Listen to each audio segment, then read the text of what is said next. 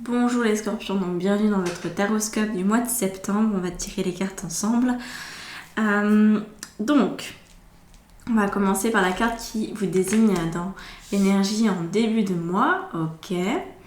On va aller voir qu'est-ce qui est possible pour vous à réaliser, à obtenir en fait comme résultat d'ici la fin du mois de septembre. Décidément, cette carte est très récurrente dans les tirages. Le 2 de bâton. On va aller voir quel est votre défi. Alors, défi scorpion. Là-dessus. Ok. La ressource pour vous. Ok. Et la carte conseil. Ok. Et enfin, en quoi est-ce que ça va impacter? Comment en fait tout ça, ça va s'impacter dans votre vie? À quoi ça rime? Ok. Alors, donc là, c'est le premier jet, c'est-à-dire que on va interpréter ces cartes et puis ensuite, on se livrera à la suite avec une extension où j'utiliserai le tarot Visconti.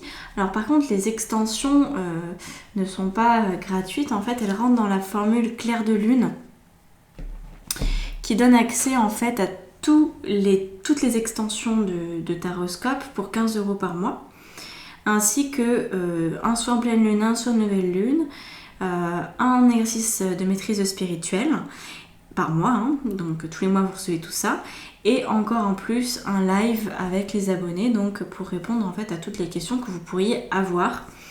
Et donc moi je vous réponds avec mon tarot. Voilà, tout simplement.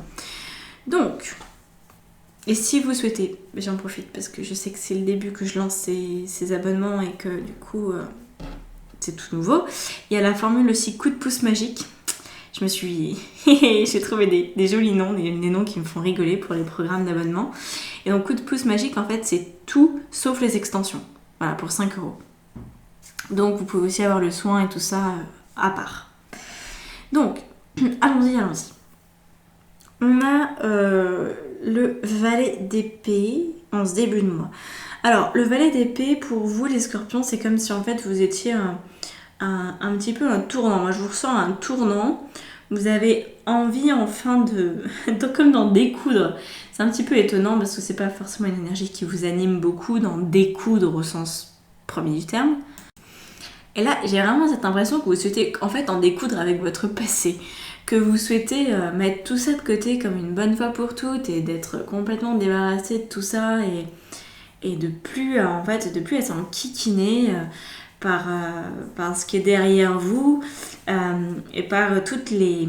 Alors là, avec les épées, hein, on est sur les perturbations mentales qui sont les vôtres et qui vous ont peut-être accompagné jusqu'à maintenant.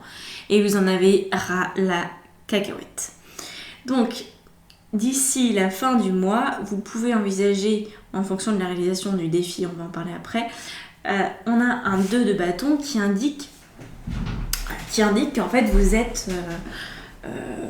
êtes potentiellement arrivé à vos fins parce que vous avez gagné en sérénité et vous pouvez utiliser votre esprit visionnaire pour mettre en place des nouveaux projets. Donc qui dit nouveaux projets dit que vous êtes certainement des faits du mieux possible de votre passé. Parce que je pense que vous allez vous sentir beaucoup plus libre en fait d'ici la fin du mois de réaliser des projets qui vous tiennent à cœur, qui sont les vôtres et qui ont un impact, des projets qui vous considérez importants pour vous. Donc je pense que d'ici la fin du mois, peut-être avant, vous serez en capacité d'avoir l'esprit beaucoup plus serein, beaucoup plus libre et disponible pour la suite des événements. Mais là, le moment est venu de couper. Alors le défi, c'est que ça touche votre capacité à faire des efforts. Alors, qu'on se le dise, la carte du 8 de denier, elle nous parle du travail bien fait. Il pourrait y avoir un petit peu trop d'impatience de votre part avec le valet d'épée qui se dit voilà, je vais en finir une bonne fois pour toutes, et du coup qui génère beaucoup d'impatience. Là, si vous êtes dans l'impatience, ça va pas fonctionner. Donc mollo les gars, on on ralentit la cadence, hein, ça sert à rien de tout vouloir tout de suite, ça ne fonctionnera pas dans cet état d'esprit-là. C'est important de prendre une chose après l'autre, voilà.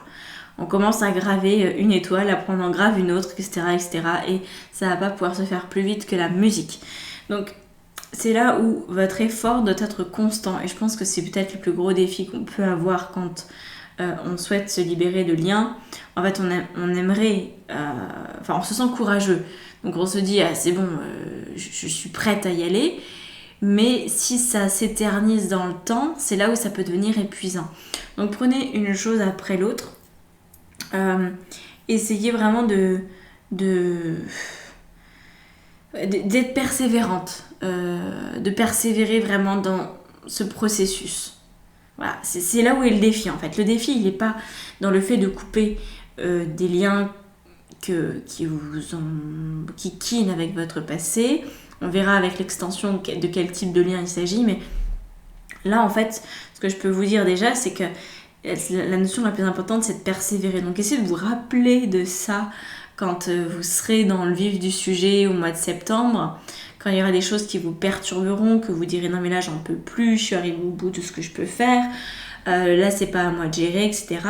Demandez-vous vraiment si c'est pas à vous de gérer. Peut-être qu'effectivement vous faites le travail de quelqu'un d'autre, mais a priori vous avez beaucoup à faire vous-même et ça pourrait être intéressant d'aller vraiment jusqu'au bout de ce process, vous voyez. Pas laisser la moitié en route parce que ça vous fatigue. Voilà. Au niveau de la ressource qui est la vôtre, vous avez donc le chevalier de coupe. Alors le chevalier de coupe, pour moi, c'est une aide extérieure pour le coup. Quelqu'un qui vous apprécie beaucoup, qui a beaucoup d'affection pour vous et qui va pouvoir peut-être vous encourager à aller jusqu'au bout du process de transformation pour retrouver ce que vous cherchez. Hein. C'est pas uniquement à vous couper de votre passé ou des choses qui vous encombrent, c'est à retrouver de la sérénité, de la clarté d'esprit. Donc là, il y a quelqu'un que vous connaissez peut-être déjà, j'imagine, mais peut-être pas, c'est pas sûr. Hein. Ça dépend des personnes, c'est trop général pour donner une définition exacte de cette carte. Ça peut être quelqu'un qui est déjà dans votre vie, par exemple votre compagnon, votre mari, un ami, une amie. C'est pas forcément un homme, hein, loin de là. C'est juste quelqu'un qui vous apporte ce dont vous avez besoin, qui vous apporte en fait tout simplement de l'affection, de l'amour, du soutien, du réconfort. Donc ça peut aussi être un thérapeute ou une coach. Vous voyez, c'est complètement possible. C'est simplement quelqu'un qui a suffisamment d'aplomb pour vous aider à passer ces étapes-là de vie qui sont moyennement évidentes. Ici, on a la reine de coupe qui vient en conseil. Et donc, vous voyez comment le chevalier de coupe vient vers la reine de coupe. Le conseil, en fait, c'est d'accepter l'aide.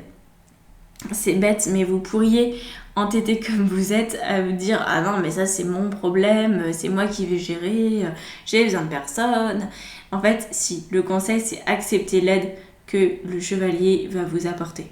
C'est important. Alors, soit c'est une aide que vous allez demander, soit c'est une aide qui va venir d'elle-même. En tout cas, si vous ressentez en vous-même que vous avez besoin d'aide, demandez. Voilà. Demandez parce que sinon, ça ne va pas forcer le destin non plus. Il faut que vous soyez complètement d'accord avec ça. Alors ici, on a le 9 d'épée. Le 9 d'épée qui vient comme la carte de fin, donc la manière dont ça va vous impacter. Donc l'impact là, il n'est pas très très positif, mais je pense qu'il peut le devenir. Quand on voit ce 9, on se dit, bah le pauvre personnage, il en a plein la tête de ses épées, il en peut plus, il dort plus, c'est compliqué. En fait, ce qu'il faut comprendre, c'est que je pense que ça va vous donner beaucoup de grains à moudre, toute cette histoire. Ça va vous faire peut-être passer par beaucoup d'états différents. Ça va vous confronter en fait à votre peur que vous avez et qui fait qu'en fait vous avez encore conservé ces morceaux de passé qui n'ont plus rien à faire. Donc en fait, vous allez vous confronter à vos peurs du passé, à vos peurs aussi présentes en lien avec le passé.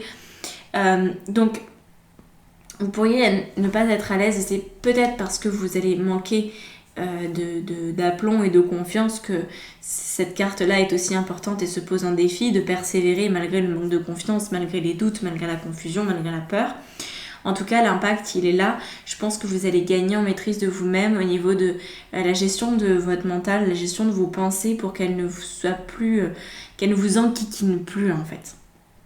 Donc, on est vraiment sur un potentiel désagrément à certains moments du mois avec cette sensation d'être, j'ai le mot en anglais, je ne l'ai pas en français, ça m'agace, submergé, voilà, par les pensées, par les émotions, par tout ce qu'il y a à mettre en place. Mais au final, ça va aussi être beaucoup... ça va être un grand apprentissage, un grand enseignement. Donc voilà pour vous les scorpions. Donc allez voir sous la vidéo le lien pour vous abonner et pour avoir accès aux vidéos qui suivent, aux extensions. Voilà, à bientôt.